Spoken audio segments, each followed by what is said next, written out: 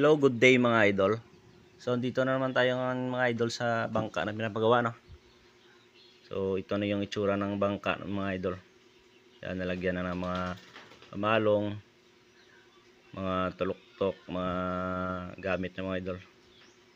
So yung tatlo na yan yung nakatayo, yan yung banog-banog ng mga idol. Yan yung malaking part na makakatulong sa pagtibay ng bangka, no?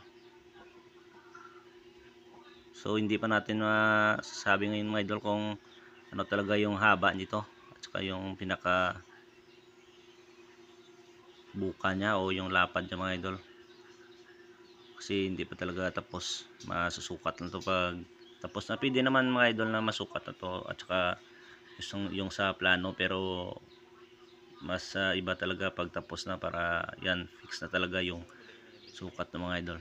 So nilagyan nila ng bridging mga idol.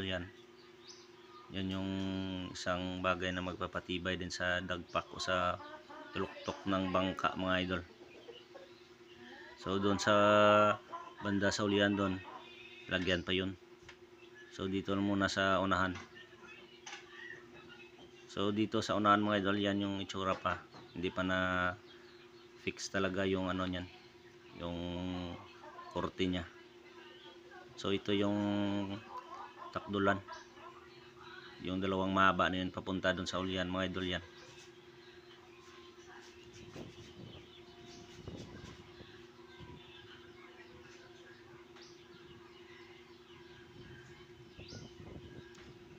So yan pa yung mga dapat gawin dito. Malagyan pa ng pamalong mga idol.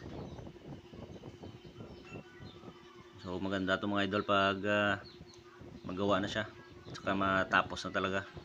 So aabangan natin yung tsura nito at saka yung forma nito. Yung balak nito na ilagay na makina mga idol, 4 cylinder, pero titingnan natin kung ano talagang maikabit dito. Yung purpose sa bangka na to mga idol, gawin tong ano, yung service. So sa pagbinta ng alamang at saka ano pa. So yung kulay parang pula o orange yan mga idol, yung ganyan sibukaw yan mga idol. Yan yung tsura ng kahoy na sibukaw, yan yung kulay nya. So malapit-lapit na ito matatapos mga idol. Kunting panahon na lang ito matatapos na to.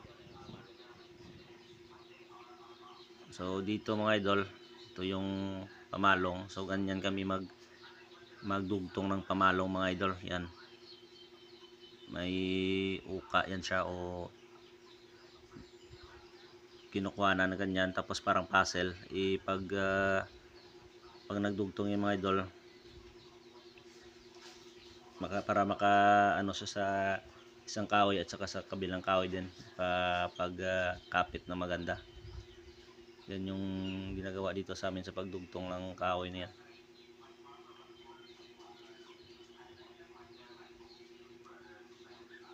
So medyo mahaba to yung bangka na to mga idol. Ngayon na naglalagay sila ng epoxy sa mga dinugtungan at sa ibang mga parts na kailangan lagyan.